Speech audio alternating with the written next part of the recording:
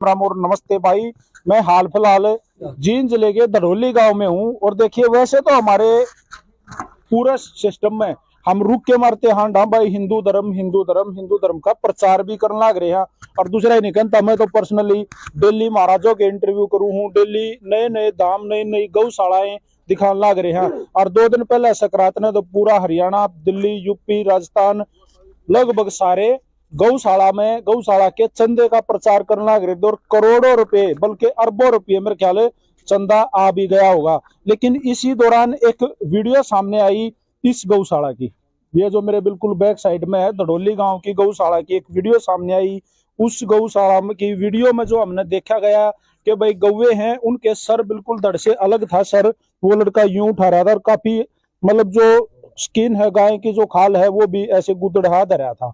मामला क्या है हम गौशाला के बाहर। हाँ तो जी सबसे पहले तो गुरु जी प्रणाम। प्रणाम। एक बार हमारे दर्शकों को अपना परिचय दो। मैं स्वामी ब्रह्मानंद जी और आर्य समाज से आचार्य बलदेव जी का शिष्य जी। स्वामी जी देखिए जो मैंने बात कही संपूर्ण सत्य है कि पूरा आप और हम सारा समाज मिलकर हिंदुत्व को आगे बढ़ाने की कोशिश करे हैं। और हिंदुत्व है अगर हम हिंदुत्व का कहीं भी नाम लेंगे तो जी गौशाला तागा फिर राम का ना है सब तागा हम गौ न माता का वहां। और फिर इसी चीजें सामने आओ आप क्या कहोगे? आपने देखा क्या आप अंदर गए? नहीं अंदर क्या, हम तो यही रहते हैं, हमारी गौशाला है ये जी।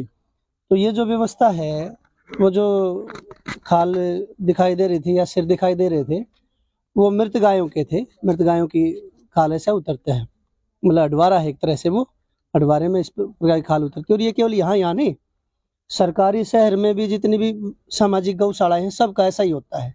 सरकार ने भी जितने नंदीशाला खोल रखी है उनके भी टेंडर उठते हैं और वहां से उनकी वो खाल उतर के जाती है। स्वामी जी आपका कहना मतलब यो है कि भाई जो गायें भाई किसी भी कारणवश मर जाती हैं अपना शरीर पूरा कर लेती हैं उसके बाद में गौ माता का जो शरीर है जो उसके अंग हैं उनको यानी कि खाल को अलग निकाल लिया जाता है या हड्डी जो है वो अलग, वो क्या काम आती है प्लीज?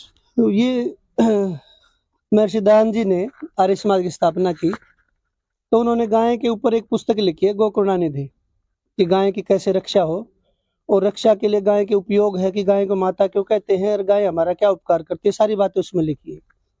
और ये जो गौ हत्या हो रही है ये आज से नहीं हो रही, बहुत लंबे काल से ही, प्राचीन काल से ही गाय हत्या हो रही है। गाय की रक्षा के लिए साधु संत है, हिंदुत्व है, सज्जन लोग है, धार्मिक लोग है, वो यत्न कर रहे हैं। तो ऋषिदान ने कहा कि गाय जीते जी तो उपकार करती है मनुष्य का, मरने के बाद भी उपकार करके जाती है गाय माता, अपना चमड़ा देकर जूती पहने कांटों से बचाती है हमें, इतना बड़ा उपकार करती है। मरने के बाद सारे शरीर मिट्टी होते हैं, चाहे आदमी का हो चाहे गाय का हो चाहे किसी का भी हो, तो उसको मिट्टी भी देते हो सर? शुद्ध स्वामी जी तो प्रक्रिया ये है कि शरीर का अंत कैसे किया जाए संसार में। मनुष्य के शरीर का भी अंत किया जाता है, उसको डिस्टोर किया जाता है। हम सब के घर में कोई ना कोई मरता है, माँ भी मरे है, बाप भी मरे, भाई भी मरे, कोई भी मर सके, घर में तो नहीं रखते सबको, अंतिम संस्कार कर देते हैं। संस्कार कैसे करते हैं, मतलब जलाते हैं। 4 विधियां हैं संसार में जी, संसार को पूरे संसार वर्ल्ड में इस शरीर को डिस्टोर करने की है। एक है जलाना, दूसरा है गाड़ना, तीसरा पानी में बहा देना और चौथा टावर पर रख देना। फारसी लोग हैं वे टावर पर रखते, ऊपर मचान पर रख देते हैं कि चील को वे खा लेंगे कुछ परोपकार हो जाएगा। पहाड़ों में नदियों किनारे जो लोग रहते हैं या साधु आश्रम बना के गंगा में डाल देते हैं, हरिद्वार में अक्सर देखा जाता है। हाँ तो वहां पर जल दूषित हो जाता है, उससे वे करते हैं, प्रक्रिया है। मुसलमान गाड़ते हैं। हिंदुओं में भी क्या है कि एक परंपरा नहीं है, यहाँ गाड़ने की परंपरा भी है और जलाने की परंपरा भी है। हाँ, जैसे संतों को ही नहीं, क्या होता है कि जो उत्तर प्रदेश में एक परंपरा है कि जो छोटा बच्चा 12 साल तक का मरेगा उसको गाड़ेंगे, वो तो अपने हरियाणा में भी है। हाँ बिल्कुल। तो ये जो परंपराएं बिगड़ी हैं, ये जो भी कुछ हुआ है, इनमें सबसे उत्तम प्रक्रिया कौन सी है? वो जलाने की प्रक्रिया। क्योंकि पीछे कोरोना पूरे विश्व में फैला तो का जलाने से ही वो विषाणु का जो बैक्टीरिया वो नष्ट हो जाते हैं। तो हमारे वेद के अंदर, क्योंकि जैसे मुसलमानों का कुरान है धार्मिक ग्रंथ, ईसाइयों का बाइबल है, सिखों का गुरु ग्रंथ साहब है, तो हमारा हिंदुओं का सबसे मुख्य ग्रंथ क्या है? धर्म का ग्रंथ है, वो वेद है। अगर वेद में कोई बात कही है वही मान्य है, अन्य मान्य नहीं है। तो एक परंपरा में 2 विधियां नहीं हुआ करती थी, होती, या मुसलमानों में 2 नहीं है कि बच्चा मरेगा तो उसको जलाएंगे और बूढ़े को गाड़ेंगे, ऐसा नहीं है। तो सबके लिए एक ही परंपरा है। तो वेद ने भी एक ही आदेश किया, भस्मांतम इदम शरीरम, यजुर्वेद का मंत्र है कि ये शरीर जब नष्ट हो जाए, शरीर आत्मा निकल जाए, तो इसको भस्म करे, जलाकर ही इसका अंत करे, और कोई प्रक्रिया नहीं है। परंतु यहाँ ये कहा जाता है कि माँ की खाल उतारी जाए, उसको मिट्टी दी जाए। एक प्रश्न बार बार आता है, तो माँ को जलाना चाहिए या वैसे रखना चाहिए मरने के बाद? सगी माँ है जो, अंतिम संस्कार करना अंतिम नहीं, जलाना चाहिए। क्यों जलावे? हम प्रक्रिया है, शरीर को रख नहीं सकते, ठीक है। जैसे एक आशुतोष महाराज को रख रखा है, 10-12 साल हो गए, डीप फ्रीजर में रख रखा है कि वह गहन समाधि में चले गए। एक मूर्खता के अलावा और कोई ये विचार नहीं है। तो हमारी धार्मिक भावना जो है ना, हमारा जो हिंदुत्व है, वेद का धर्म है, वो न तो भावनात्मक है, वो सत्य आधारित धर्म है। और जहां असत्य आधारित होगा वो हिंदू धर्म नहीं हो सकता, जिसमें पाखंड हो, उलझन हो, मिलावट हो, गिरावट हो, ऐसा हमारा धर्म नहीं हो सकता। सीधी और सच्ची बात होती है उसमें। तो शरीर को मनुष्य के आजकल ऐसा है कि बहुत सारे लोग अपने शरीर का भी दान कर जाते हैं मरने के बाद। बिल्कुल करते हैं। और पीछे क्या बेटी को के अंगों को पिता को लेना चाहिए, परंतु पीछे एक घटना आई, एक बेटी ने अपने पिता को किडनी दान कर दी। किडनी दे भी सके हैं जी, देश का है। बिल्कुल। तो ये शरीर उपकार के लिए है, मिट्टी है। तो संसार में दो चीजों की डिमांड है, बहुत देखो, मांसाहारी भी हैं और शाकाहारी भी हैं। हमने तो सारी दुनिया को शाकाहारी बना सकते, मांस की डिमांड खत्म नहीं कर सकते, परंतु हमारा यत्न है, परंतु नहीं कर सकते। तो बहुत सारी चीज आपके पास भी होंगी, चमड़े की बेल्ट पहन रखी हुई, जूते पहन रखे होंगे, या लेदर की गाड़ी में सीट होंगी। आजकल तो मोबाइल एक और भी लेदर के आने लगे। तो वो लेदर कहीं आसमान से नहीं पड़ता है, ना धरती से निकलता है, वो पशुओं से ही आता है। और पशुओं से कैसे आता है? क्या मरे हुए पशुओं का है या जीवित पशुओं का है? मरे हुए का तो हमने ये सोच लिया कि उनको मिट्टी देनी है, तो जीवित पशुओं का फिर कौन, वे क्या करेंगे? पहले हर गांव की एक व्यवस्था थी, हमारे ऋषियों ने बना रखी थी कि हर गांव के पास एक हटवारा हुआ करता था। और उस हटवारे में क्या करते थे कि गांव का कोई पशु है, गाय है, भैंस है, जो भी कोई मर जाता था, उस हटवारे में डाल दिया करते। और एक वर्ग, हर जाति व्यवस्था वर्तमान में 36 बिरादरी, कुम्हार घड़े बनाता है, लोहार लोहे का काम कर, खाती चिनाई का काम करे, लकड़ी का काम करे, नाई बाल काटे, तो चमार वर्ग होता था। और जो चमार वर्ग क्या करता, चमड़े का काम करता था, वो चमड़ा उतार लेता था, मांस छोड़ देता था। और गिद्ध चील प्राणी होते थे, वे उस मांस को खत्म कर देते थे, बदबू नहीं फैलती थी, हड्डियां बचती थी, हड्डियों का प्रयोग होता था। मांस का ये जूती बनाया करते हर गांव में।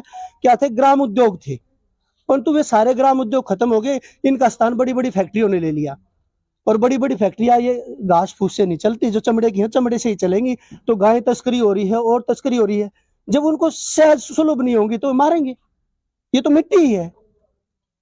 अब भाई, क्या गाय की खाल को हमने गला देना चाहिए नमक डाल के? दूसरी भावना भी सोची जाए, भाई तुम तो खाल उतरवा रहे हो, तुम भी तो गला रहे हो भाई। भाई उसको खोद, गड्ढे में खोद के मिट्टी नमक डाल रहे हो, जल्दी से जल्दी गल जा, माँ को गला देना चाहिए, है जी। एक भावनात्मक उससे सोचा जाए। नहीं, जब वैसे कहने के लिए तो माता, परंतु माता को फिर तूड़ा क्यों खुआते हो? थाली सजा के रोटी डालो, मिठाई खुआओ, फल फ्रूट खुआओ, बिस्तर पर सुलाओ। क्या माता के पिछवाड़े में हाथ दिया जाता है क्या? डॉक्टर हैं जितने भी हैं, अपनी गायों के सब गो भक्त, जो गो भक्त बने, जिनकी भावना आहत हो रही है, वे सब अपनी गाय ने नहीं करवाने के लिए, भाई साहिवाल का टिक्का रखना, गिर का टिक्का रखना, हाथ दुआना गिरे पिछवाड़े में। तो ये क्या, भावना अलग चीज है, धर्म अलग चीज है। धर्म सत्य आधारित है, सत्य विवेक पूर्वक जाना जाता है, भावनाओं से नहीं जाना तो जाता। स्पष्टीकरण ये है स्वामी जी कि ये जो मृत गाय है, उनका जो मृत शरीर है, उसकी जो हड्डियां हैं वो अलग तरीके से उपयोग में लेके आई जाओ है, उनका जो खाल है, स्किन है, उसको अलग तरीके से उपयोग में लाया जाए, सींग तक उपयोग में आवे हैं। और ये चीजें, इसके अलावा एक चीज और कहना चाहूंगा जी वो भी बता दो। मैं ये कहना चाहूंगा मलिक साहब कि हर, जैसे ये दड़ोली गौशाला है, तो इस गौशाला के बाहर जो जमीन है वो किसानों की जमीन है, कुछ गौशाला की भी जमीन है। परंतु 4 महीने यहाँ ऐसे रहते चौमासे के कि चौवा जो है जमीन का भूस्तर है वो 2 फीट ऊपर आ जाता पानी है। ऊपर आ जाता है। तो 4 महीने तक कोई 4000 गाय हैं इस गौशाला में। तो इस समय 4 से ऊपर ही है, कम नहीं है। और वे कामधेनु गाय नहीं है कि 20 लीटर देने। लोग जो ये गो भक्त है ना, तो ये क्या करते हैं, हमारे पास फोन करेंगे, बोले जी गाय दिलवा दो, मैं दिलवाऊंगा, आजा 5-4 बड़का नहीं लिया, रस्सी लिया, गांव में बतेरी घूमे पकड़वाऊंगा। बोले ये आना चाहिए, दूध वाली चाहिए, हाँ 15-20 किलो अच्छा काम देनु चाहिए तेने। और फिर यहाँ पे कौन सी आवे है जो फांदड़ हो जा, बैला हो जा, जो बीमार हो जा, बूढ़ी हो जा, और छोड़ के इसी तरह जाएंगे 1000-2000 रुपए देकर, भागा के कदे वापस पकड़ के वापस ना ला दे। और क्या भावना रखती है, आजाद तूने दूध पिया, तूने सारी सेवा ली और बूढ़ी लाचार होगी, गौशाला वाले बढ़िया सेवा करनी चाहिए गौशाला वाला ने। हमारे पास फोन आता है दिन रात, कभी भी फोन आ जाएगा, जी हाँ गाय मेरी पड़ी है, एक्सीडेंट हो गया इसने दबाओ, अरे तो भी तो दबा सके, बोले जी मेरे पास टाइम नहीं है जी, रोज की समस्या है, मैं केवल हकीकत बता रहा हूँ। तो इस आपके चैनल के माध्यम से मैंने अपने विचार रखे हैं, किसी भाई को मेरी बातों से आहत भी हो सकता है, मेरा आहत करने का कोई उद्देश्य नहीं है, जो हकीकत है अपनी भावनाएं है मैंने वे व्यक्त की है, अगर किसी भाई को बुरा लगी हो तो उसके लिए मैं क्षमा। स्वामी जी का कहना मतलब ये हो भाई, जीवित गाय की खाल नहीं उतारी जा रही, जो गाय मृत हो जाती हैं, जो किसी भी कारणवश बीमार होकर, बूढ़ी होकर या कुछ भी उनका दिक्कत तो है, वो मृत मरने के बाद में उनकी खाल उतारी जाती है। ऐसा प्रोसीजर स्वामी जी कह रहे हैं कि भाई इसी गौशाला में नहीं है, सभी शहर में जितनी भी गौशालाएं और हैं, सरकारी गौशाला, जहाँ सरकारी गौशाला है वहां से ट्रॉली भर भर के इस तरह से मृतकों के शरीर को लेके जाकर ढवारे में ले जाया जावा है, और यही प्रक्रिया हुआ है।